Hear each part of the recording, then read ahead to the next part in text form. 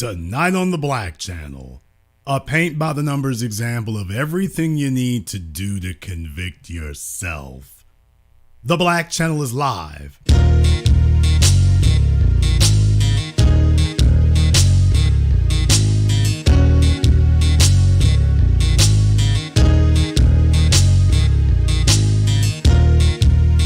Unapologetic, unadulterated, and absolutely uncompromising. Greetings, brothers and sisters from around the world, and welcome back to the home, the haven, the stronghold, and the everlasting superfortress of intelligent black thought. We are the Black Media, and this is the Black Channel, and I am your host, your brother, your humble servant, the voice of Black America, the Black Authority, broadcasting to you live from the only historically black college and university of higher education and learning in the cosmos. You are, of course, welcome to join us. And join us you shall, because on tonight's program here now, folks, really, first of all, I do want to say first and foremost that I don't cry when chickens come home to roost. I don't. Period. But there are some abject lessons in here. There are some abject lessons in here I think that folks should learn. Now, before we go any further, for those of you who are not aware, they announced this week, they've been having press conferences and whatnot about the arrest of Keefe D, who, for those of you who may not remember, Keefe D was the uncle of the actual shooter of Tupac Shakur, Orlando. They called him, nickname was Baby Lane. But Orlando was the actual shooter. He was the one that they beat up in the casino that night. Tupac was a part of the group that beat him up. And Orlando, with his uncle, they got together after the incident, and wasn't hard to find Suge Knight's entourage. But next thing you know, they're the ones who did the shooting. So now he's been arrested for it. And what I want to do here is I want to play for you the press conference. This is 2.5 decades later. What in the world happened? What in the world happened? Well, I'm going to have them tell you what they did. And then we're going to come back and we're going to discuss this. My name's Jason Johansson, and I'm the homicide lieutenant with the Las Vegas Metropolitan Police Department. And my goal here today is to walk you through our investigation and what led us to the indictment of Dwayne Davis, also known as Keefe D, for the murder of Tupac Shakur. This case has been reviewed by our homicide team and homicide detectives for over 2.5 decades. Now, what he's letting you all know is that, yeah, we know y'all been breathing down our necks and talking about this relentlessly the whole time. So he's admitting what we all knew. Yeah, we've known about this the whole time. He's letting you know right off the bat. Yeah. Yeah. We've known the whole time. So I just wanted to stop for a moment. Just to point it out there. All of us talking about it. Chris Rock talking about it in his comedy special. All this we've been talking about now for decades. Yeah. They're acknowledging. Yeah, we've known. We've been watching this the whole time. We've been aware of it the whole time. So just wanted to put that out there. Led us to the indictment of Dwayne Davis, also known as Keefe D, for the murder of Tupac Shakur. This case has been reviewed by our homicide team and homicide detectives for over 2.5 decades. And ultimately, our persistence in this investigation has paid off. Let me walk you through a timeline of events that as we know them right now. So he said, our persistence has paid off, as if there's been something blocking you now for 25 damn years. There's been a problem for 25 years. Oh, we've been doggedly after this now for 25 years. We've been on the case. People, Barney Fife and Mr. Magoo could have gotten this guy convicted 25 years ago? What do you know now that you didn't know 25 years ago? Except that Tupac would become an icon and this would simply never go away. What else did you learn? For over 2.5 decades. And ultimately, our persistence in this investigation has paid off. Let me walk you through a timeline of events that as we know them right now. Prior to September 7th of 1996, as we all know, Tupac Shakur was an artist who was signed with Death Row Records. And that Death Row Records and its CEO, Marion Suge Knight, were closely affiliated with the Mob Piru criminal street gangs. So first thing they do is they want to point out gang affiliations. You're going to notice this throughout this press conference. That's the first thing they do is point out gang affiliations and trying to slough off responsibility from Las Vegas to California. So you're going to notice that this detective keeps doing this. He's going to do this during this press conference, make it a gang issue and then say Southern California. And that they had an ongoing feud with the Southside Compton Crips. Dwayne Davis was the leader and shot caller of the Southside Compton Crips. And both of these gangs operated out of the Southern California area of Compton. On the night of September 7th of 1996, Tupac Shakur, along with Suge Knight and members of their entourage, which include members of Mob Piru, came to Vegas to attend the Mike Tyson fight at the MGM Grand Garden Arena.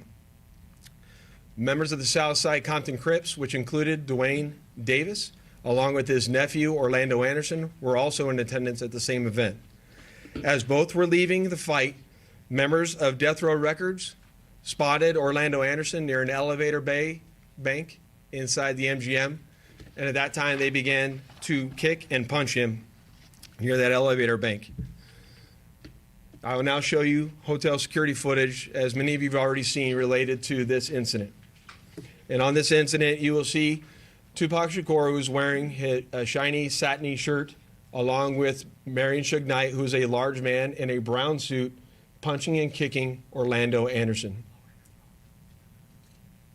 Following this incident, you'll see hotel security intervene, and then they will leave the area of the fight.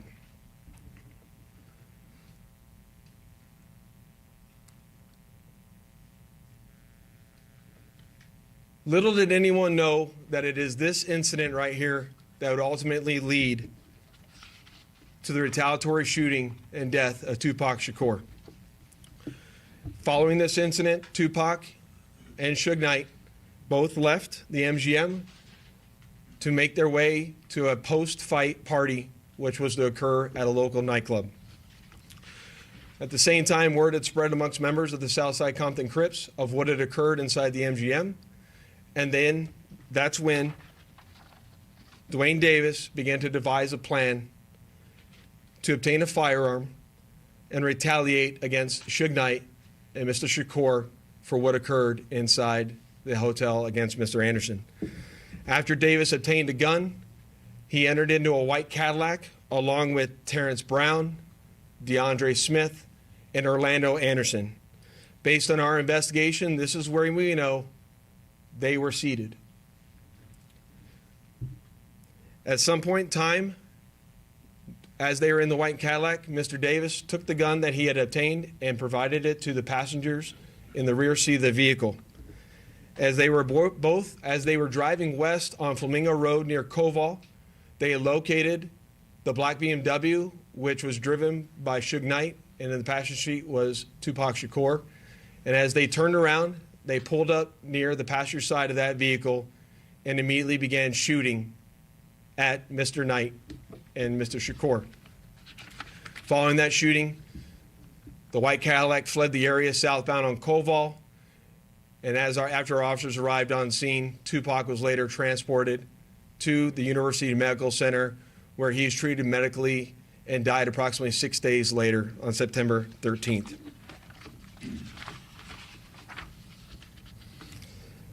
My homicide section handled this investigation from its onset, and for a short amount of time, And within a short amount of time, what we knew was that we were working a gang investigation where our victims, our witnesses, and our suspects were all from Southern California and not local to Las Vegas.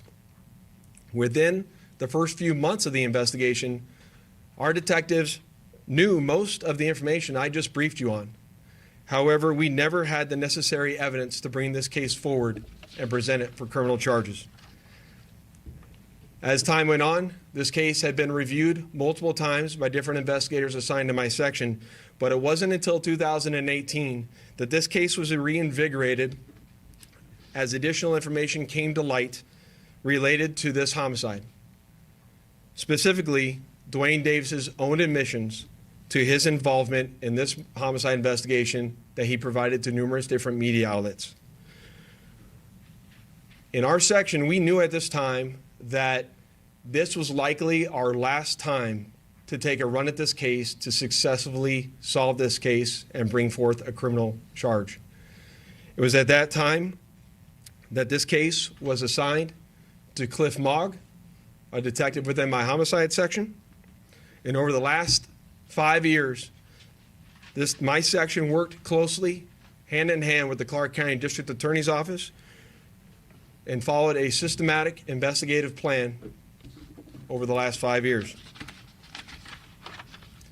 We've conducted countless interviews and corroborated numerous facts that were not only consistent with the crime scene on the night of the incident, but also corroborated and were consistent with the sequence of events that night. This ultimately led to us procuring a search warrant which was executed at Mr. Davis's residence in Henderson, Nevada. And following the execution of that search warrant, in close coordination with the District Attorney's Office, this case was presented to the grand jury, which ultimately led to Davis being indicted on charges of murder. An arrest and indictment in the murder of legendary rapper Tupac Shakur. So you all see what they were saying there. As I told you, they keep bringing about gangs in Southern California as an excuse for why they didn't do anything after all this time. But let's be very, very clear. I want to, especially for those of you got to remember, for those of us who were young people when this happened or young adults, you got to remember it's been like 25 years now. So a lot of my audience wasn't even born when this happened. So they don't even really know what the facts of the case were. So a lot of them weren't even born. But let's understand something here. Why did it take them so long? Well, I'll tell you why it took them so long. Number one, they were hoping that everybody involved with the case would get killed, and that's practically what occurred. Think about this for a few moments. Orlando is dead. But the other couple of guys in the car dead. Tupac is dead. Bunchy. If you go back to the video in Las Vegas when they were beating up Orlando, Bunchy was the one wearing all white. He was the one wearing all white. He was one of the death row's hitters. And he was the one wearing all white when they were kicking Orlando. There he is, all white with the, I want to say he's the one all white with the black hat right there in the middle of the screen. So I want to say that was Bunchy. He's dead. I keep messing up his name when I say that. Buntry. Y'all are correct. I keep messing up his name when I say that. He's dead. So you think about that for a moment. There's a bunch of the dudes who were there that night dead, man. Dead. And that was the point.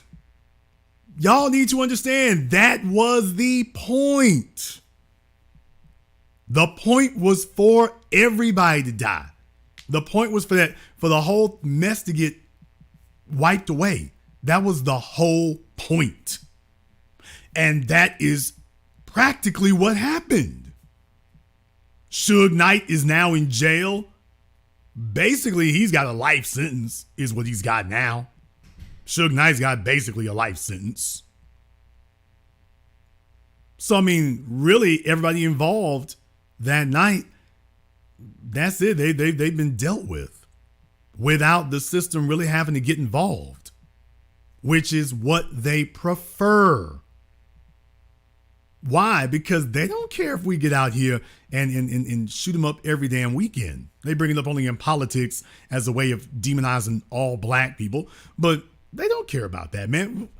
Now, Reggie Wright, for those of you who don't know, he was actually he was the cop at Death Row and then eventually became executive there. But Reggie has said, Vegas was a different place back then. That Sin City image, they didn't want that back then. So that they've been dragging their feet and really not doing anything about this all this time because they didn't want their city to be associated with the murder of Tupac any more than Dallas, Texas wanted to be associated with the murder of President Kennedy. Let me say it again.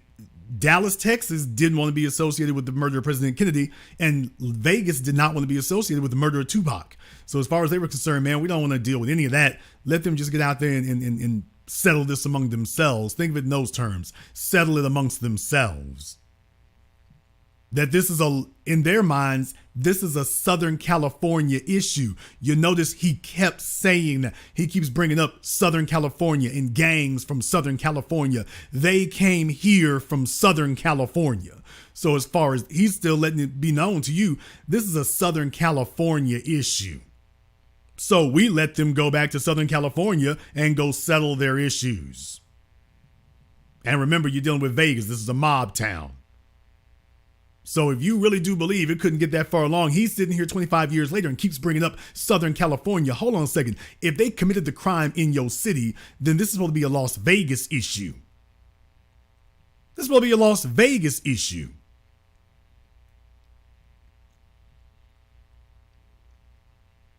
So they're telling you that this is a Southern California thing. That's the way they were thinking about it. In reality, they just didn't want to touch it for decades. So what changed? And that is the purpose of me getting into tonight's program here. What changed? Well, what changed is he's been going around, Keefe D has been going around now for years, bragging about this for years now. Now, everyone likes to go back to the Greg Kading investigation. Detective Greg Kading was involved with investigating this, I want to say, in the wake of Biggie's murder. And he basically has for decades been talking about the connection between those two. And that essentially he said it would be up to Las Vegas to pursue this. That's what Greg Kading has always said. That Vegas has all the information, they've just never pursued it. Well, I guess now he's been proven right. But when they originally spoke to Keefe D, they gave him a proffer agreement, also known as a queen for a day. But basically what it says is that the statements that you make to the prosecution, assuming that you are being truthful and fully forthcoming, assuming that you are being truthful and fully forthcoming, your statements will not be used against you by that prosecutor. And we think that that's where Keefe D got himself confused at. But it was more than that. It was more than that. And I'll get to that here in just a few moments. I want to go over a couple of articles here. Rolling Stone has an article, as you can see on your screen here. Tupac Shakur murder suspect bragged about connection for years before the arrest. Over 27 years after the shooting death of Tupac Shakur, Las Vegas police have finally made an arrest in connection to the rapper's long unsolved murder. Dwayne Keefe D. Davis, the self-proclaimed last living person involved in the September 1996 drive-by shooting that ultimately claimed Shakur's life at the age of 25, was charged Friday with murder with use of a deadly weapon. So in other words, now they're coming after him. After all these decades, by the way, we got a way to arrest you too. Davis, in essence, signed his own arrest warrant in recent years following the release of his memoir, Compton Street Legend, which detailed the Crips members' alleged involvement in Shakur's murder. Quote, the infamous Suge Knight, former Death Row Records CEO who was in Shakur's vehicle, and I are the only living eyewitnesses to the deadly confrontation on the Las Vegas Strip between the occupants of our two vehicles, Davis bragged in the description of the book's Amazon listing. Amazon listing. So let me get this straight. Kyrie Irving putting up an Amazon. Never mind. The revelations in the memoir, coupled with the many interviews Davis conducted following the book's publication that further implicated his role in the shooting, presumably resulted in Las Vegas police revisiting the case this past summer. Well, that's not what Detective Flatfoot here said. He said something different, didn't he? And that's not what he said. He said they've been pursuing this the whole time. Wasn't that what he just said? Including conducting a search of Davis Henderson, Nevada home, as Lieutenant Jason Johansson of the Las Vegas Metro Police Department said in the press conference Friday afternoon following Davis's arrest. His book and interviews, quote, reinvigorated the investigation. Well, that was before last summer, but okay, Rolling Stone. Quote, he provided his own series of statements that are consistent with the evidence we've gathered, Johansson said, adding that the search warrant on Davis's home corroborated the LVMPD's information as well. In Compton Street legend, Davis detailed what he claimed transpired before the shooting. Shakur and Knight were in Las Vegas the evening of September 7, 1996 for the Mike Tyson versus Bruce Seldon fight at the MGM Grand. In the lobby of the hotel, a member of Knight's crew spotted Orlando Baby Lane Anderson, a Southside Compton Crip who had tried to rob them earlier in the year.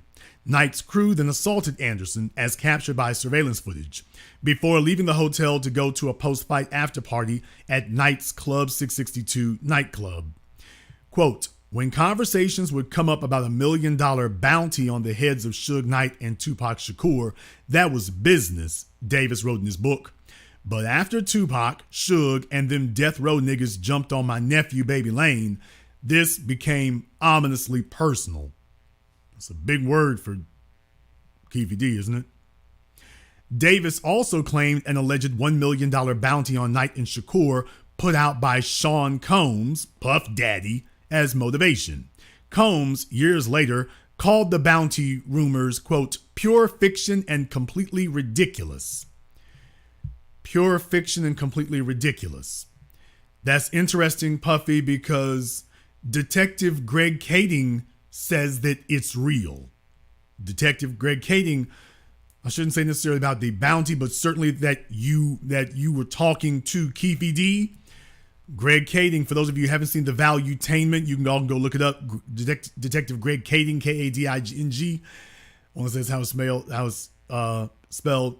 But he did an interview with Valuetainment laying the whole case out. So, P. Diddy, if y'all remember, P. Diddy was on trial for murder once and Johnny Cochran had to get him off for that, remember? P. Diddy already very, very, very came very close to not being a free man. Remember, Johnny Cochran had to get him off for murder. No less than Johnny Cochran had to get him off. So before anybody thinks, oh, P. Diddy wouldn't do that, you might want to go back and check the paperwork. You might want to go back and check the paperwork. A lot of these fellas fancy themselves gangsters and whatnot, and next thing you know, everybody's a gangster till they get in court. Even Suge Knight, remember old Suge Knight, big burly Suge Knight. As soon as the judge said, here, hold this 30 years, Suge Knight's eyes rolled up in his head and he started getting lightheaded. Remember that? Remember that?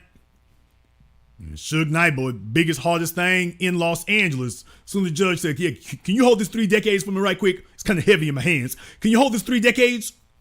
And then Suge, oh, Lord, 3 decades. Oh, no, I can make it that long.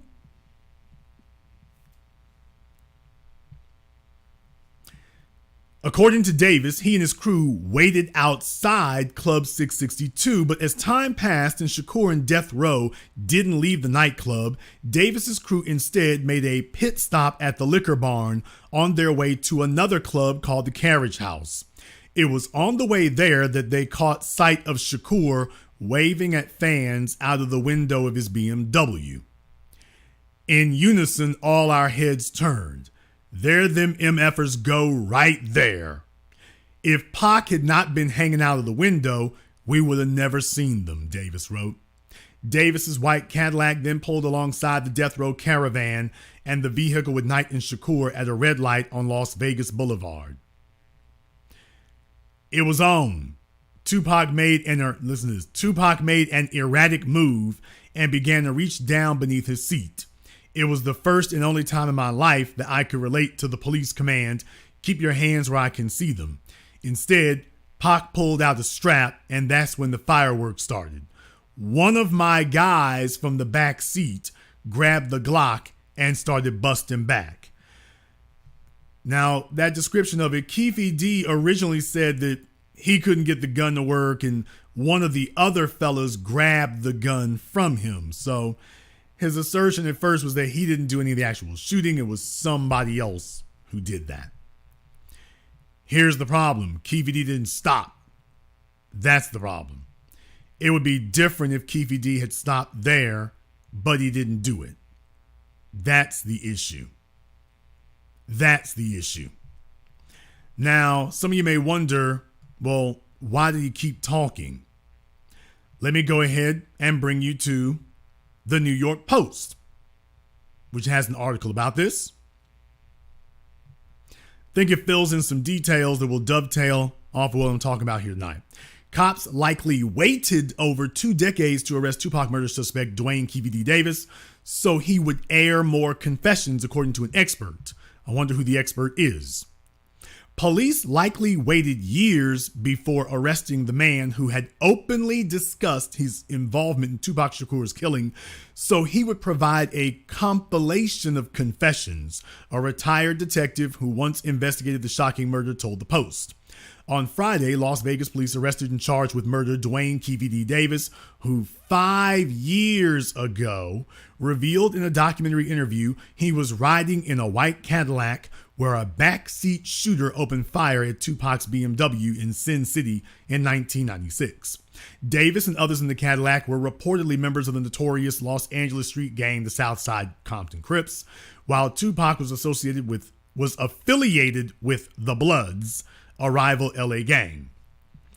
Greg Kading, a retired Los Angeles Police Department homicide detective, said that with Davis sharing his ties to the shooting in interviews, followed by a tell-all memoir, Las Vegas PD likely delayed arresting him so he would continue providing additional evidence for an airtight case. Quote, perhaps what they were doing was saying, he's already tied the noose, now let's let him hang himself, speculated Kading, who previously investigated Shakur's killing. Quote, you didn't just say it twice, you didn't just say it 5 times. So now you've got this compilation of so many confessions, Kading said, adding, the perception is that it's going to be hard for him to say at this point, hey, I was just kind of boasting, making stuff up. So for anybody who thinks that that will be a defense or an argument, it's like, by the way, you said it so many times, it's going to be difficult to say, oh, I was just making things up. Now listen to this part. In 2018, after he was diagnosed with cancer, Davis brazenly provided details to BET about the drive-by shooting, including that he was in the front seat of the Cadillac. A year later, in his 2019 memoir, Compton Street Legend, Davis painted himself as one of the last living witnesses to Tupac's murder while recounting details of the slaying. Quote, one of my guys from the back seat grabbed the Glock and started busting back, Davis wrote. As rounds continued flying, I ducked down so that I wouldn't get hit. Here's the issue. Is he saying that somebody was shooting back at him? Davis also claimed in his book that his nephew, Orlando Anderson, who was also a member of the Southside Compton Crips, fatally shot Tupac. What about no snitching? Well, isn't that supposed to be the street code? Anderson, who died in 1998, denied any involvement in Shakur's murder and was never charged. Clark County Deputy District Attorney Mark DiGiacomo described Davis as the, quote, on-ground, on-site commander and shot caller who ordered the death of Shakur. Nevada does not have a statute of limitations for prosecuting murder cases. Nobody does. Is there anybody who has a statute of limitations on murder? New York Post. Got them playing Matlock over here. Okay, folks, so let's just go ahead and explain exactly what happened here. First of all, 25 years ago, when he was a lot more younger and more spry and could gun down 10 or 12 people, like his nephew, they were a lot younger back then. So they were a lot more full of bravado and moxie back then. As they got older, things caught up with them. 2018, he gets diagnosed with cancer. So understand something, folks. When somebody's looking at death, that's going to be different. When they're looking at the end of their lives, usually people don't start lying when they do that. It's like, by the way, I got something to get off my chest. No, I didn't bust on Tupac, but I wish I did. As a matter of fact, you remember that Keefe D said that in his Vlad TV interview. He said that in his Vlad TV interview. Here's the other thing. Once he started confessing to it, now here's the real thing. Once he started confessing and the police didn't immediately come for him and nobody immediately attempted to arrest him, that emboldened him. That emboldened him. Because they know Negro reactions. They know what you gonna do. They know that if they just sit back and say nothing, you're gonna keep talking because you're getting more attention. So it wasn't enough that you talked to BET, and then it wasn't enough that you wrote a book. Then you got to go on a PR tour because you're getting more attention. And for the first time ever, Dwayne Davis found himself getting the spotlight. He found himself in the spotlight. People were asking to talk to him. People were asking to speak to him. And he's seemingly invincible. Obviously, there are lessons that were not learned here by Mr. Davis. And I got to take a moment here to give everybody a brief reminder about this. Ironic, coincidental, that it happened in Las Vegas.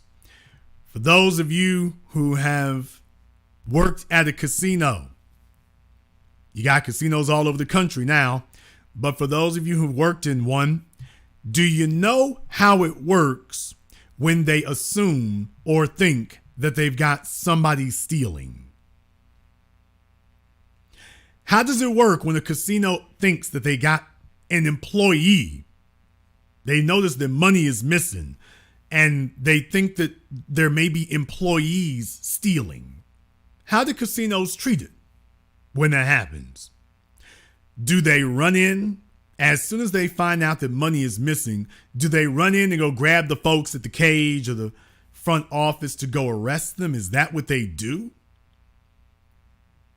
Do they go and they start arresting people as soon as they find out? Of course they don't. They let you keep going. You know why? Because every casino understands that theft, especially employee theft, isn't one person getting lucky. There's a number of you working together. And what they're going to do is hold back because they don't want to just get the one guy who got sloppy. They want to get you and everybody who was helping you. They want to get everyone. So in other words, this is counterintuitive to the people stealing. Why, they wouldn't just let me keep stealing now, would they? Why, if they had evidence that I stole it, and if they saw I was stealing it, why, they ain't gonna just let me keep doing it, is they?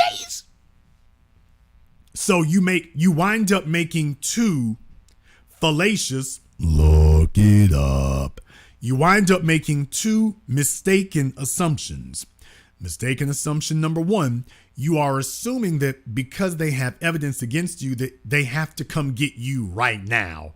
No, they don't have to come get you right now. Once they have the evidence, they can come after you at their leisure whenever they want to. So you're mistaken. They don't have to come. It's not like they got a 2-week deadline. Ooh, they better come for me now. No, they don't have to do that. So you're assuming that they must act immediately. No, they don't.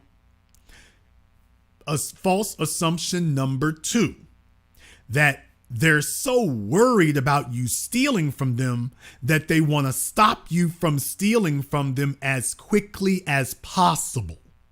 So they would never let me come back here and keep stealing because they want to stop us from stealing as quickly as we can. You're making 2 erroneous assumptions.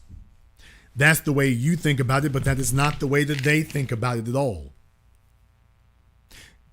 And also, they want to get as many of you as they can. And if they allow you to keep stealing, it's no longer a misdemeanor. It's a felony. So by allowing you to continue stealing, they're going to be able to hit you for much, much more. They're going to get you prosecuted to the maximum extent of the law. And the reason why that happens, and this dovetails off of Keefe D, why is it that the majority of thieves get caught? Why they get caught, people? Why do the majority of thieves get caught? The majority of thieves get caught because they don't think that they were lucky. They think they were just that slick. So instead of them pulling off the caper and stopping, they instead figure, well, I'm so slick, watch me do this 10 or 12 more times. So they go back and they go back and they go back and they pull off another heist and another theft and another robbery, and they keep going back until eventually they get caught.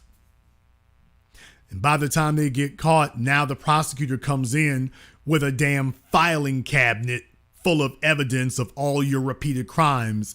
And then he says, here, hold this life sentence. Can you hold this life sentence for a minute? Hold this right quick. Because they know that for a lot of us, that's not the way we think. But to the criminal mind, that's the way they think. They think they don't think that they were lucky they didn't get caught or lucky that they're not arrested. They think they're slick. They think that they really are slick. So when I tell you, when you read this headline that he was bragging for years, is that not consistent with the mentality? Well, I see what it was. See, y'all don't know the system the way I do. Y'all don't know the system like I do. See, I got together with the prosecutors. We made this proffer agreement. So, see, they can't mess with me now. They can't arrest me now for anything I say. So you got to know how to do it. See, they was going to come after me. I made this proffer agreement. So they can't get me now. See, I played it real smooth. I talked to my attorney. Everything good. Yeah, we got away with shooting Tupac. We got away with killing him. I never did a day. I put the responsibility on my nephew. He's dead. Anybody come after me for snitching? So, yeah, man, look here. I got it sewn up. See, y'all don't understand how slick I am. Then he starts doing all these interviews. See, I told you, man, y'all don't understand. See, man, it's been 2 years, 3 years, 4 years, 5 years, 6 years. See, man, y'all just don't get it like me, man. I've been in and out the system. I know what these white folks do, man. So you see a consistent pattern of behavior. You see a consistent pattern of behavior where you think that you're too slick. In the chat room, you said Boosie. Now, you all know I tried to give Boosie some leeway because we both from the boot. You got ahead of me in there, King Shaw. You got ahead of me because that's where I was going. You're a little bit ahead of me. But I tried to give Boosie some leeway because we're both from the boot. But you all know we got to just keep it real. Boosie is in trouble right now because he's sitting in front of folks with cell phone cameras talking. Now, here's the thing. Boosie never admitted to a crime. He didn't admit to a specific incident. He was sitting there in front of these dudes. They shooting the breeze. He talking that talk about what he would do in the car and this, that, and the other. So the police were just like, well, hell, this is circumstantial evidence right here. He's in a vehicle. Somebody got a gun. Nobody is admitting who it is. Well, we got him on video saying that his strategy, if he gets pulled over by the police, his strategy is, if I got the gun, give it to somebody else. Saying that on video. Now, ostensibly, he didn't know he was being recorded. I think a bunch of folks are right. Whoever the person was who recorded that, y'all got to be careful. But this is another thing right here, dude. Don't y'all understand these? Everybody talks about the rap police from the 90s, man. You better grow up and get a clue. You better grow up and get a clue. Let's go ahead and get deep into this here for a minute. But before we do, if you all agree with what I'm saying here tonight, give me the star emoji in the chat room and hit the likes button for me. It's almost 5,000 people in here watching live right now, but I don't have a lot of likes on it, so maybe they hate what I'm saying here tonight. I don't know. We got Keefe D fans. Am I offending the Keefe D fans? In any case, if you do agree with what I'm saying here tonight, give me the star emoji and hit the likes button for me. I'm saying what I'm saying here tonight because I want you to understand exactly how this works. I want you to understand exactly how this works. You all hear about the rap police from back in the 90s. You hear about the rap police. And what you don't understand is that police work is, the majority of police work is monitoring. The majority of police work is simply gathering evidence. The day they show up with their bulletproof vests and their guns, man, that's just the arrest day. They came to arrest you because they got a case against you. That's why they came to get you. They came to arrest you because they got a case against you. And all they're doing right now is allowing the evidence to pile up for the case they got against you. That's all they're doing. They're just allowing the evidence to pile up for the case against you. Fellas like him don't think that way. Fellas like him do not think that way. They don't think that the issue is that these folks would let you just walk the streets so we can go get everybody. They don't think that way. Because he's thinking like himself. Well, if it was me, see, the night that Tupac and them jumped on my nephew, we went to go handle that. We handled that right then. You're thinking like you. You're not thinking like them. And in the case of Boosie, you got cats around you, and your mind state is going back to the rap police. You're not thinking about the fact that, dude, prosecutors can make a name by putting you in jail. Take a look at Fannie the Mammy down there in Atlanta. She been trying to lock up every rapper she can get her pen on. Why? Because these are individuals who are hoping to get higher office. That's what they're doing. They're hoping to get higher office. And then they started figuring out, well, hell, we can get that done by jumping on you. We can get that done by getting after you.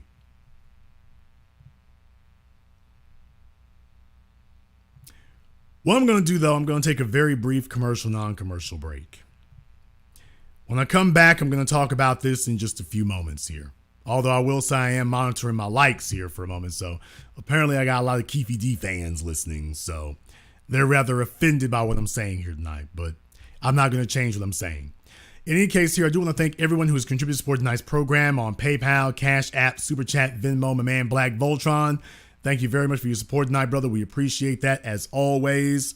Because a lot of you fellas out here, you could have gone off and tricked off at the club or whatever in the world you was doing out there. You could have done that, but you didn't do that, so we appreciate that. So shout out to my man Black Voltron and to everyone else who has contributed to support tonight's program on PayPal, Cash App, Super Chat. Thank you very much for your support. We're going to take a very brief commercial, non-commercial break. When I come back, we'll be discussing this and more. This is The Black Channel. Hello, my name is Steve Burgess. and I'm a certified elementary school teacher and have been for 23 years. I'm the author of this book, Guidelines for the Successful Student, a closer look at parenting your school-aged child. In this book, I've explained the role of the parent and the student in addition to what accommodations, procedures, rewards and consequences and expectations that need to be in place to ensure student success from primary to high school. This book is available on Amazon.com. For more information, please visit my link tree at Easy One-on-One, and to access my latest podcast, A Teaching Moment with Mr. B. A white supremacist assassin seeks revenge. Corrupt FBI agents with evil intentions. Dangerous black collaborators dedicated to treason. Occam Jeffers must defeat them all and somehow survive. One misstep and he's a dead man. Join Occam Jeffers as he looks the devil in his blue eyes and tells him, Black first. A sequel to the underground hit War of the Heart, Spirit of 1811 Publishing presents God Love Us, on sale at Amazon. Pre-order and save today. Visit spirit of1811publishing.com and show your love. More Threads. A brand owned by a descendant of Black American freedmen was created to uniquely address Black American history and contributions that have been intentionally hidden and suppressed. Use their apparel and more to learn and share the Black American history of Black inventions, heroes, towns, Black business districts, and more. Sign up and support not only a Black-owned business, but a movement at www.morethread.co.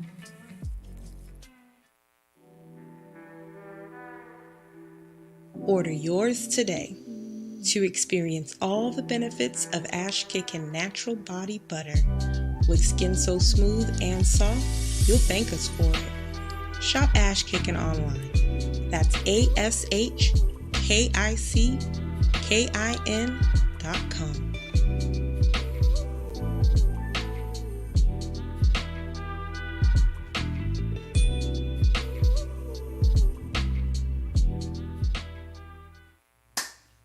Hi, this is Brenda Starr, creator of Poetry with a Purpose and author of the book Pressed But Not Crushed. Pressed But Not Crushed is an anthology of political poems that address current and historical issues in American descendants of slave population and African American population. The book describes slaveries and its residuals, Jim Crow segregation, social depredation, and other relevant issues to American descendants of slaves and African Americans, including the current political climate that does not address our issues. This is the Black Channel. I am your host, your brother, your humble servant, the Black Authority. Very glad to be with you all here this evening. Let me send a shout out here to Grind Time and Black Voltron and everybody else who has contributed to support tonight's program. We appreciate that. Thank you very much for your support. Thank you all very much for your support tonight, brothers and sisters from around the world. We appreciate that here. Daya and everyone else.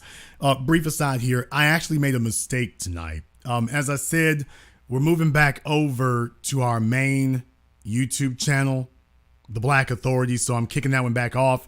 I started last week. I made a mistake. I wasn't supposed to post the program on the TBA channel tonight. It was supposed to be on the Black Authority channel, but I made a mistake. So thank you all for showing up here. We weren't supposed to be here, so tomorrow we won't have the same issue. But if you have not subscribed to the Black Authority channel, if you go check your subscription status, make sure you're still good there, because we are definitely going to be showing up on there next time from here on in. Tonight's program is an abject lesson. It is an abject lesson in folks out here convicting themselves. People, for the young folk out here, let me tell you something. Them eyes be on you. They're watching out for you. If you've deluded yourself into believing that the prison industrial complex is dead, man, what the hell are you talking about? They coming and rounding up old niggas.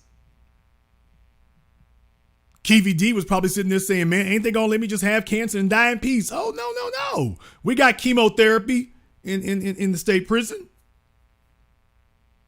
They coming to come grab the old niggas now. They're coming to get anybody here. They're not letting that go. They're like, hey, it's better to get the old fella. He can't break out.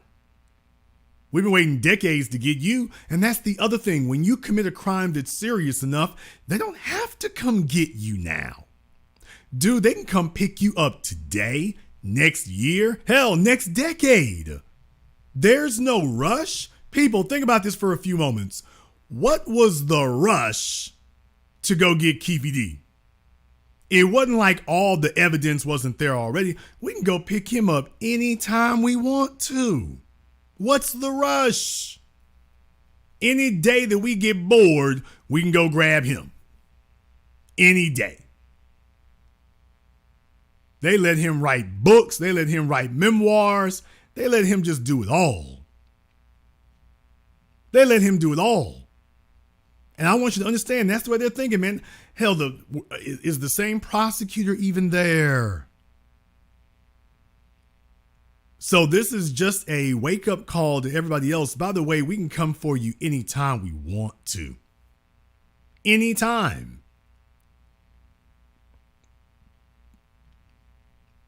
And the real issue here is that social media and the internet, man, these dudes are out here now convicting themselves.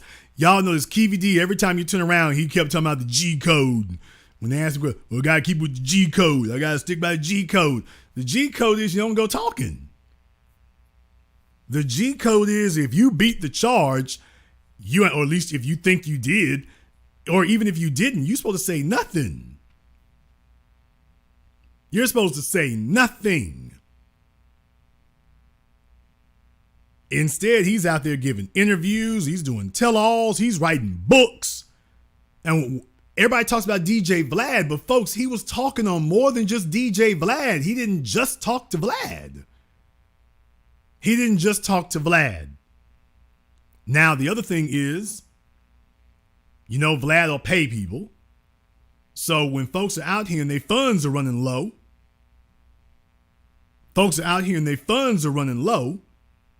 you might be able to call Vlad and get you a lick. Then next thing you know, if there's another YouTube channel where we're willing to pay you, you're going to go call them and go try to hit another lick over there. So you're just basically trying to keep your head above water. You're trying to keep your head above water. So next thing you know, you start telling yourself things. You start telling yourself things because you need to believe that you can keep this thing going. Well, don't worry. The money gonna keep coming in. They can't really go after me for nothing. I'm not saying anything they didn't already know, and that's not true either. If you'll all remember, if you've been following Keefe D's case and following his statements over the years, the police did come back and question him about certain comments he made. He was telling them, oh, I was just embellishing that. I was just saying that, you know, for the cameras. I was just saying that for the interviewers. Well, remember, folks, to some of y'all out there who don't get it, he already tried that one. He already was saying that. But why? Because the story wasn't good enough anymore. You're not going to get another interview unless the story gets juicier, unless the story gets more salacious, unless the facts of the story start to change, and then you start saying things that make you more involved. So the only way you can get another interview is you got to bring them something you didn't say the first time. Are you all following where I'm going? The only way you can keep getting interviews is you got to start saying stuff you didn't say in the previous interviews. You got to start talking about things you didn't talk about before. You got to drop some details or drop some new factoid that you didn't say before. And that's what Keefe D started doing. He just started dropping little details, slight changes. Okay, you do understand, though, that can qualify as a violation of your proffer agreement. That's the point. That can qualify as a violation. And remember what the detective there said. He said that he made statements that corroborated the evidence that we have. but then he doesn't go into detail about what evidence it was. Now, that's the key part of that press conference. He made statements that corroborated evidence that we already had.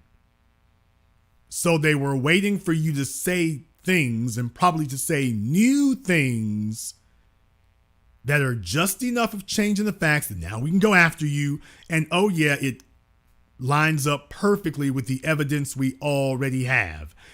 Because we knew if we left you out there long enough, you're eventually going to have to start saying new things. If we just let you keep giving interviews, now you are emboldened.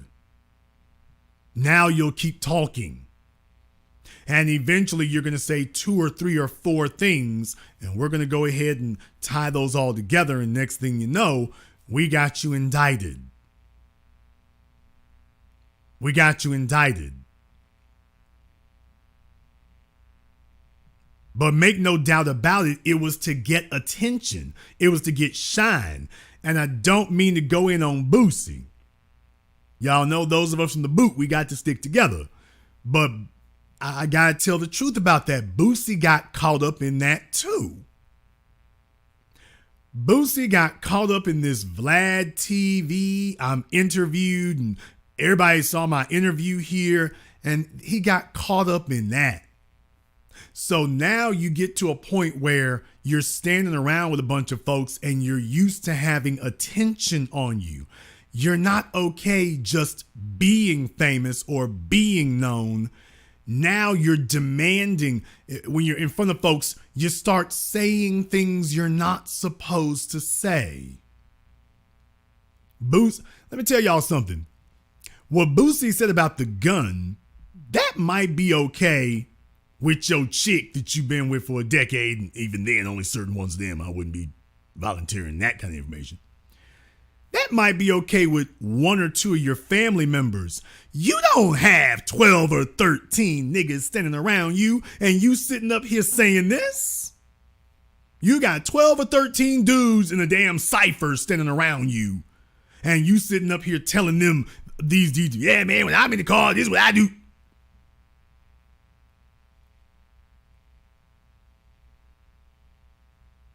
I'm just saying, I'm not going in on him. I'm just saying, dude, come on now. How is this wisdom? How is this wisdom? You standing around with 10, 12, 13 dudes standing around you, and you giving all these details. You telling me that all these dudes is solid? Folks, that's the math I'm trying to get you to do. Are y'all telling me that if you were in a room with 8, 10, 12 people, you could, and you just admitted, or you just made a statement that could be construed as you performing felonious behavior, felony behavior? Do y'all tell me that 8 people, you could be in a room with 8 folks and they all solid? You're not related to them by blood. You are not related to them by blood. 8 or 10 people. Y'all can be in a room with 8 or 10 people, and all 8 or 10 of them are solid. All of them. All of them. Yeah, dude, your friends ain't like mine. I can be in a room with 10, 12 people. All 12 of them solid, man. Really, folks? Come on now. Tell that to Gunna. Tell that to Gunna. Go ask Young Thug if it works that way. And then go say that to Gunna. Go tell me if that's the way that works out. You can't get in the room with 2 dudes and they solid. You're standing on a random street corner with 8, 10, 12 fellas, and all of them while you talking this, and all of them gonna be solid. So ain't none of them dudes gonna say nothing. And then here comes your video. The video gets posted online. Next thing you know, here you are in handcuffs. Now you're in handcuffs. Come on, man. Come on now. But when you get, they know what kind of situation we dealing with here today. This is crazy. Folks, we used to have to pay people in money. Now we pay them in attention. Now we just pay them inattention and it becomes a siren song. It becomes hypnotic. They go into a trance. They start seeing their name in lights and they start thinking about a video getting 2 million, 3 million views.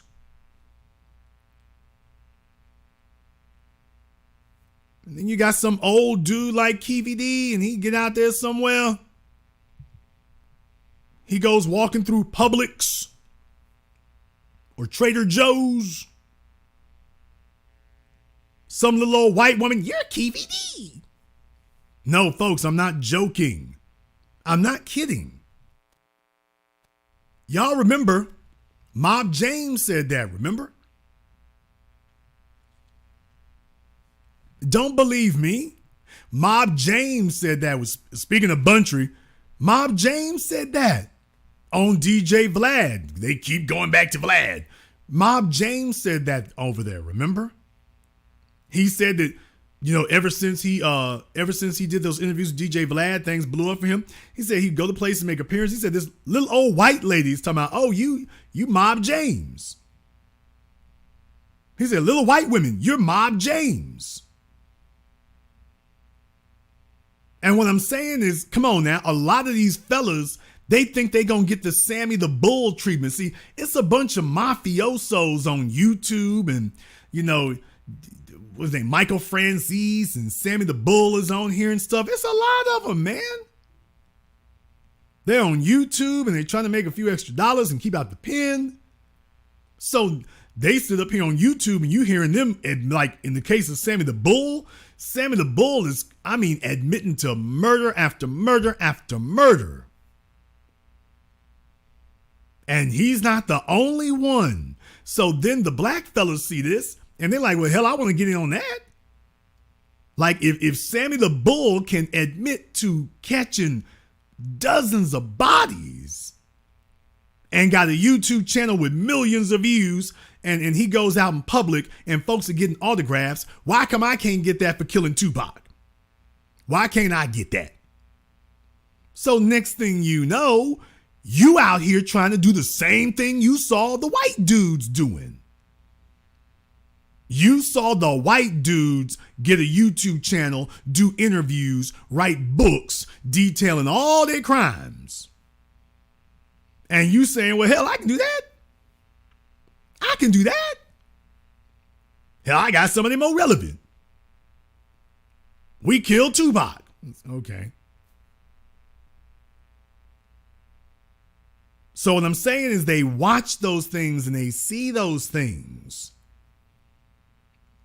And then they start telling themselves, hey, I want some of that. So I'm bringing it back to what it's really about. They see that and they want to be infamous. They want to be famous and infamous. They want to be famous and also be infamous. They don't just want to be famous. They want to be infamous too. So they can walk through Publix, you know, they ain't going to walk through a liquor store on Crenshaw. But they can walk through Publix or Trader Joe's and some safe people may recognize them. Some safe people may recognize them and be all right with it. And the other thing is because they've done gotten older. The other thing is because they've gotten older now. And as they've gotten older, what did they really actually get any notoriety for? Think about that for a moment. Debutante syndrome. Folks, I challenge you. Will you please tell me what Keefe D accomplished in his life other than being behind the wheel of that Cadillac when his nephew, he didn't even do the shooting, when his nephew shot Tupac. Other than that, what has Keefe D done? What has he done? What has he accomplished? What has he achieved beyond that, other than that? Okay, well, think about that for a few moments. If that's the only thing you got, and that's the only thing you can hang your hat on, come on now. Most of y'all got uncles telling y'all about stuff they was doing back in the damn 70s. Some of you in the 60s. If he made that one touchdown in high school or telling you about that damn Fleetwood Brougham that got repossessed or towed away or rusted out decades ago, and he is still regaling you with stories about that. Well, I mean, if you ain't got nothing else going on, there you go. There you go.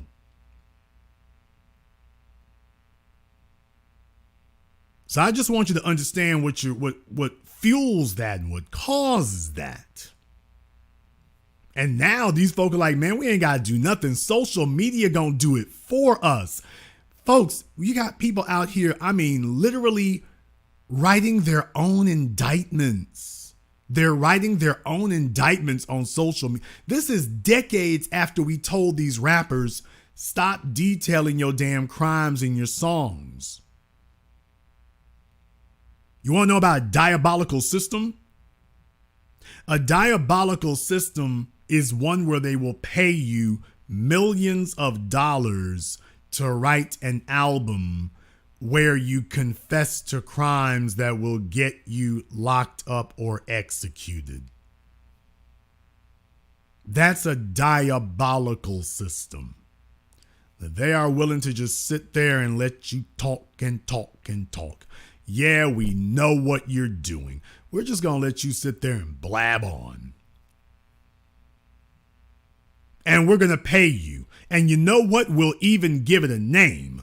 We'll call it gangster rap. We'll call it drill rap. We'll give it a name. We'll pay you a bunch of money.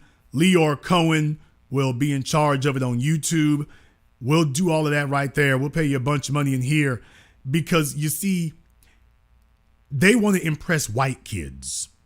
No, I'm not meandering.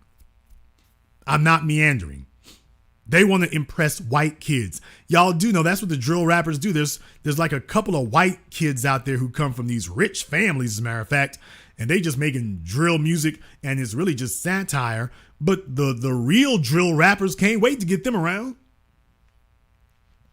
The real drill rappers can't wait to get them around. Tekashi 6ix9ine, here this little white Latino is, sitting amongst the group of the real gangsters. He's amongst the real hitters. As soon as the police showed up, he was the first one squealing. Yes, Jamie over there, he was doing that. And Quantavious, he was... I mean, they didn't even throw no time at Danny Hernandez. And he's sitting up here. I mean, he was... Have y'all ever seen somebody point the finger with all 10 fingers? Have you ever seen someone that when it was time to point the finger, he's like, wait a minute, I got to use all my fingers because I'm pointing at everybody. Like he's Thanos trying on some new rings. I know they were gems. You get the idea. You ever seen that happen before? He was like, hey, I ain't got enough fingers just to point at one person. You got to let me use my fingers and my toes. I ain't got enough fingers for all the folk I'm gonna point at. Can I take my shoes off and point my toes too? Okay, can you bring the court reporter over here? Can she point some fingers to supplement mine? Because I ain't got enough fingers to point to everybody I'm gonna point out. So can you give me some help? I need extra fingers for all these folk I got to point to. Okay, but who the hell let him in? You couldn't tell this little freak show was gonna flip on everybody? And let me tell y'all what the real damn crime is. Okay, so Tekashi just got arrested recently for some issue with that Rolls Royce Cullinan he's driving or whatever. Some ticket issue. Ain't that a son of a gun? Can you imagine you sitting in prison for years and the little twerp who snitched on y'all is driving around in a Rolls Royce Cullinan? Now you think about that for a few moments. Let that swirl around in your head for a moment. The little jerk out there who got y'all all doing football numbers, he's driving around in a Rolls Royce Cullinan.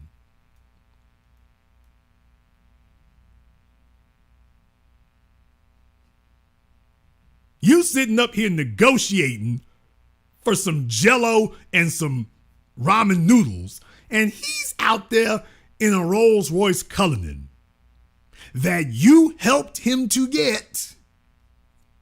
You helped him to get it. Here, he handed you a jail sentence. He's out there rolling in a Rolls Royce Cullinan that you helped him to get.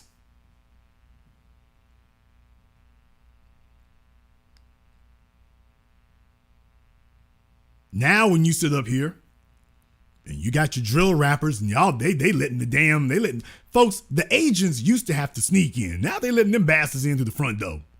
They're letting them in through the front door now. There isn't any type of discernment going on. They're just letting them in through the front door. That's it. And the white kids, they're trying to impress the white kids. So because the white kids are trying to act as hard as them. So the only way you can get a one up on the white kids is you got to lay down your real credentials. So you have to exceed with the white kids. Now you got to show them that you can go even further. So the white kids, they ain't got the heart to do what you do. But now you're going to be like, okay, not only am I going to do it, I'm going to put it in the song. See, you ain't like us. We too ill. I'm going to tell you what I did to my ops. I'm going to sit right here and tell them what I did. And the white kids, ooh, you show is tough. And the white kids like, man, look here, I got a license. I got amnesty for anything. If I'm ever in trouble, all I got to do is drop the dime on you. You are my get out of jail free card. If I ever find myself in a bind, all I got to do is drop the dime on you. They sitting right next to you. And you're going overboard and overcompensating. You're giving out facts. You're going on record. You're putting out songs, giving out details with drill rap. These little dumb niggas are out here. They naming streets. They're naming blocks. They're naming dates. They ain't just naming names. They're naming names, streets, blocks, dates. They're not just out here naming names of they ops. They sitting up here talking about the corner they shot him on, where he was standing, what day of the week.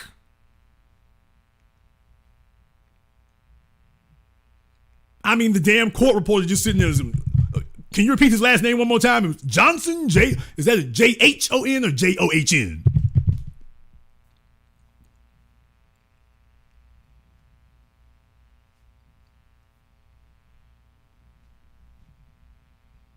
This is where we at today. This is where we are, not 10 years from now. We're here right now today. They sit here and tell you that and then call it drill rap. This is snitch rap. It's just, I'm telling on myself. And here's the crazy part. When the police show up, these little dumb niggas look around like, how'd y'all figure it out? How did y'all catch me? I pulled it off slick. And they really shouldn't. Because when they show up in court, the prosecutors are just showing, text message after text message. He done told his girlfriend. He done told the dudes down the street.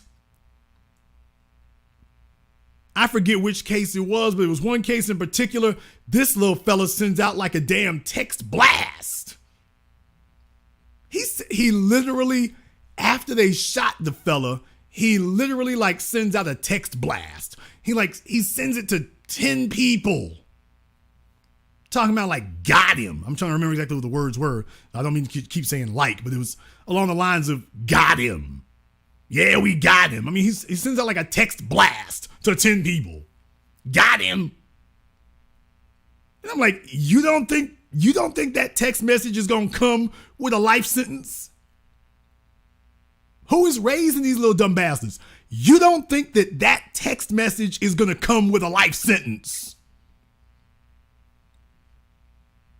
He couldn't wait. The fella wasn't dead 10 minutes. As soon as he got the word that we got him. He sent it to a couple of chicks. He sent it to a couple of dudes. And I'm like, so all these people solid.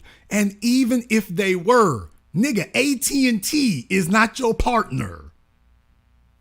AT&T is not your partner. Somebody says it's not hip hop, it's snitch hop. T-Mobile is not your partner. So they just sitting up here, just basically they're writing their own indictments.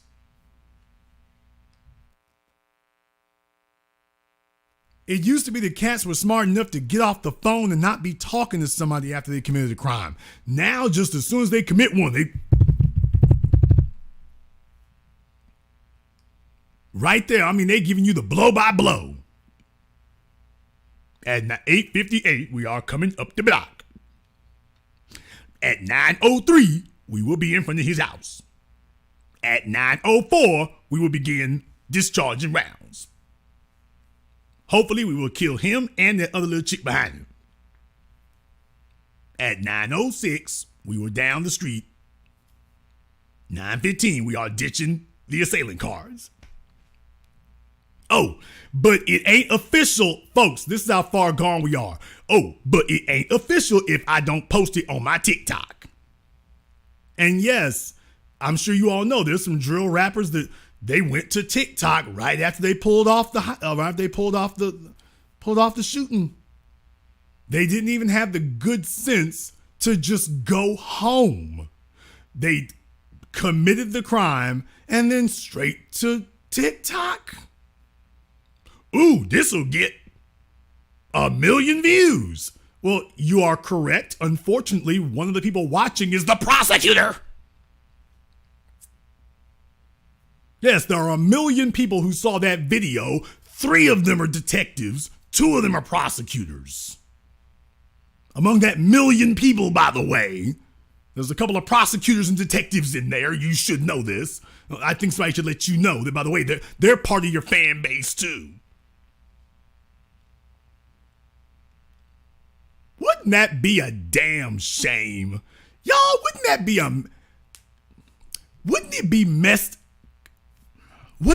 messed up if Fannie Willis was a Young Thug fan? Damn!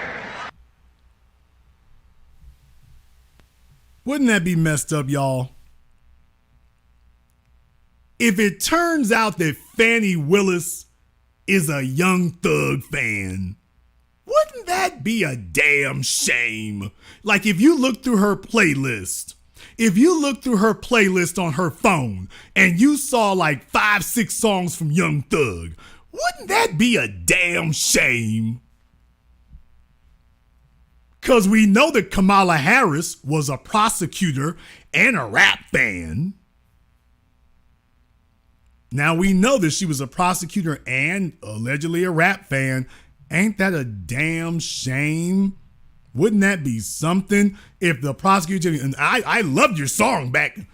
I love your song from that last album, Hip Hop Bop. Okay. Now here, hold this 30 years.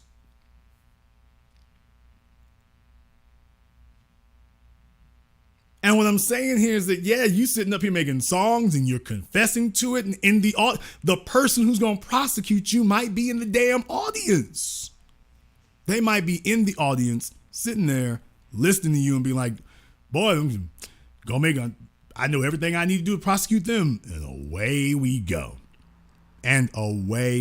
go. For some folks here, man, you shouldn't need to be told that.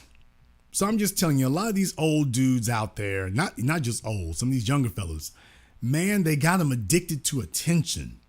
They're addicted to attention. They're not used to attention from a wide spectrum of society that can immediately give you feedback. See, that's the difference. It's one thing to stand in front of an audience of people, but what I'm saying is that that's only when you go in concert. Imagine being able to mainline that. Imagine being able to put that straight into your IV, straight into your veins 24 hours a day. These cats get accustomed to going on Instagram and getting 20, 30,000 people to show up just to watch them on Instagram Live, going to TikTok, going to Twitter Space, going to YouTube. Hell, some of them still over there on Clubhouse. They get addicted to that, man. They get dudes that you would figure that they made enough of a name for themselves. Don't you all know it's never enough? It's never enough.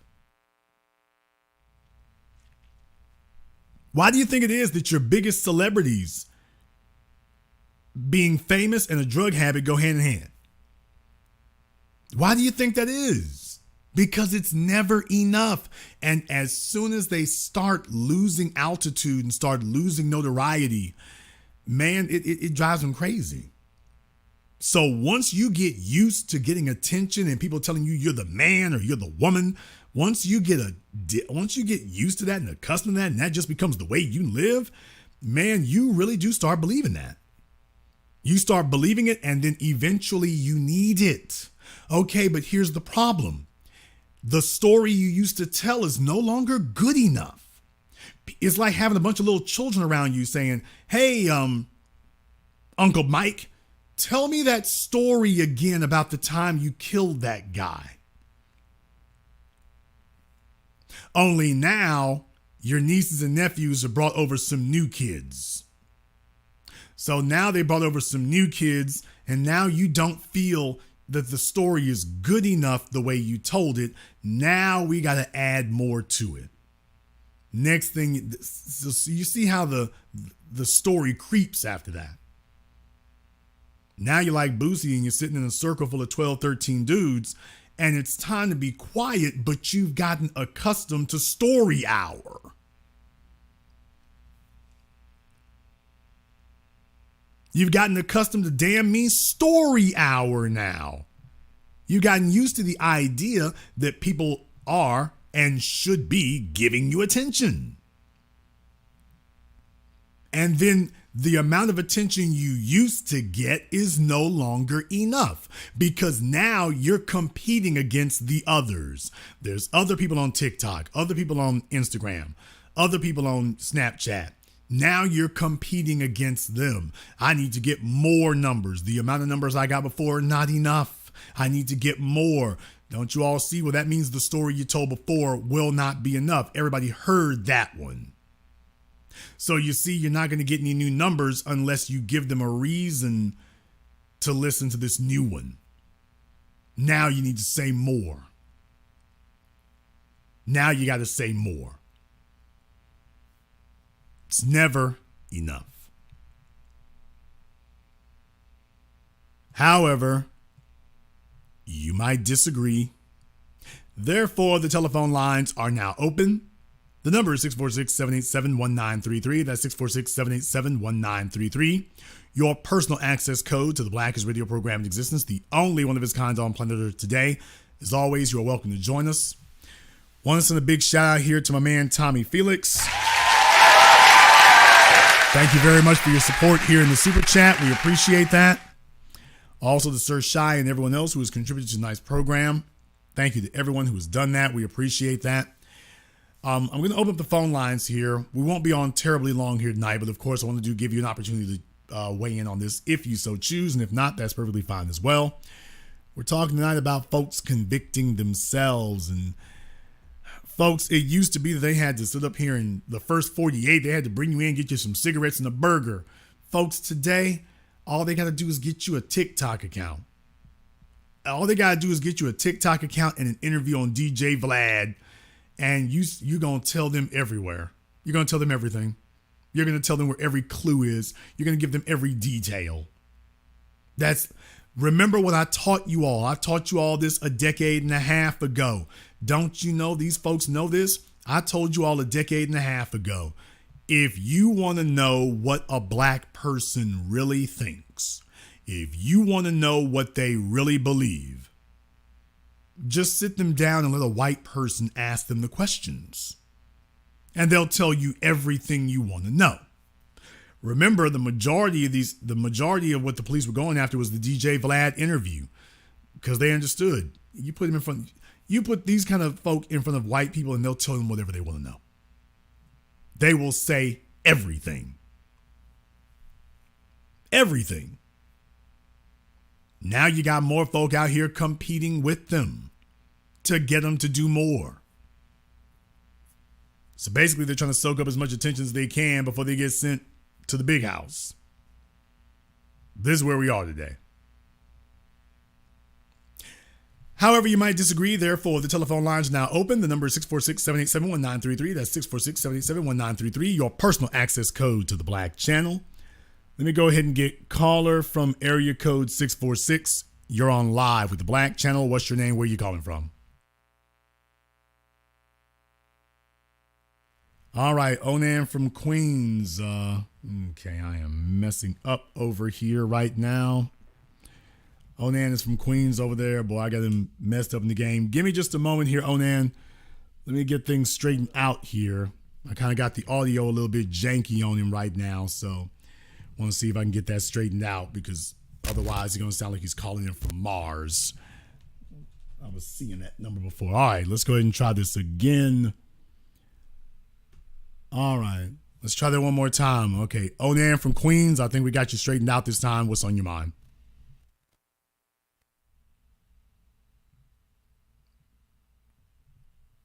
At least I thought we did.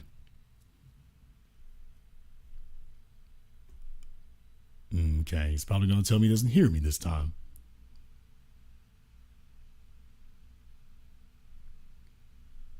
Let me try a caller from area code 215. You're on live with the Black Channel. What's your name? Where you calling from? Okay, that is correct and right, but I think I messed them all up now. Okay, so of course, because I'm out here doing this, of course I'm going to have issues with this. So they're doing their part. It's me messing up here tonight. It's me messing up tonight. It's not them. Technical difficulties.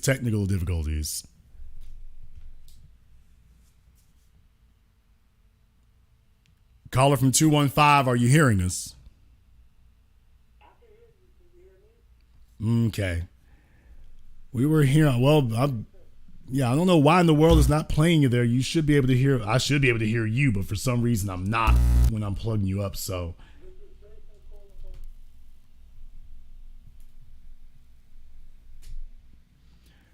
Okay, this is Jason calling from where?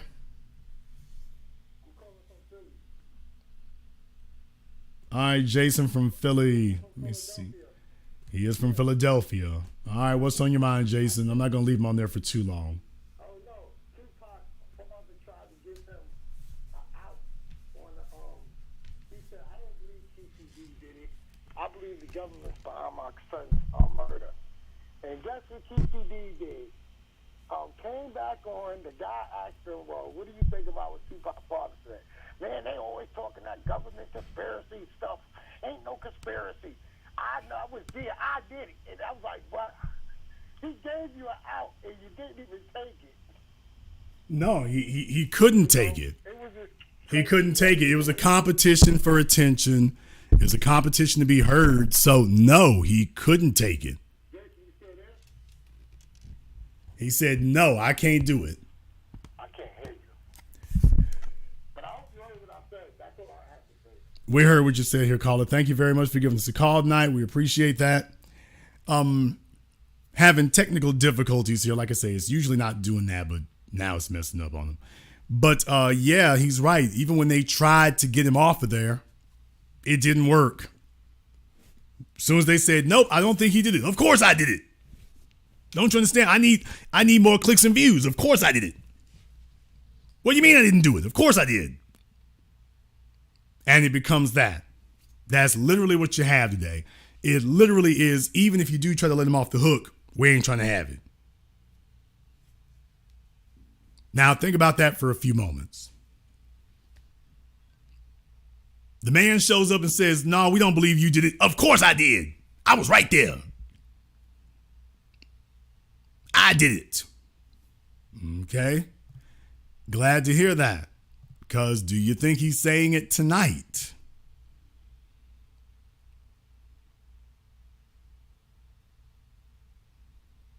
I'm just curious as to whether or not you think he's saying it. Do you all think he's still saying the same thing tonight, or do you think he's saying something different?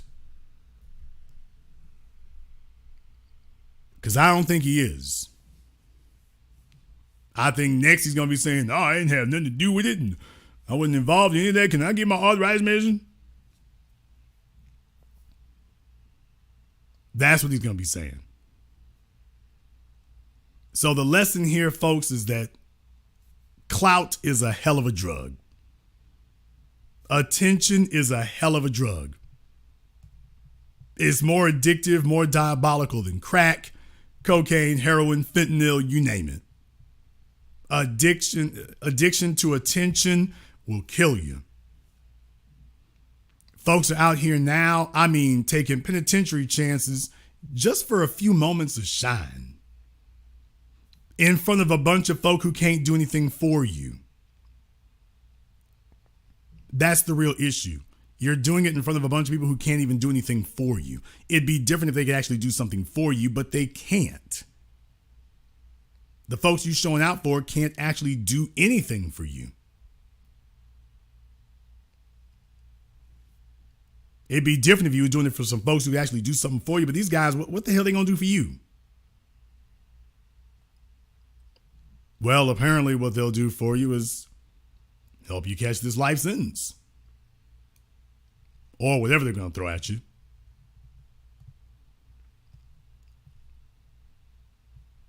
In any case, we're going to go ahead and wrap things up here tonight. If you are new here to the Black Channel, welcome to the haven of intelligent black thought. We do this every weekend.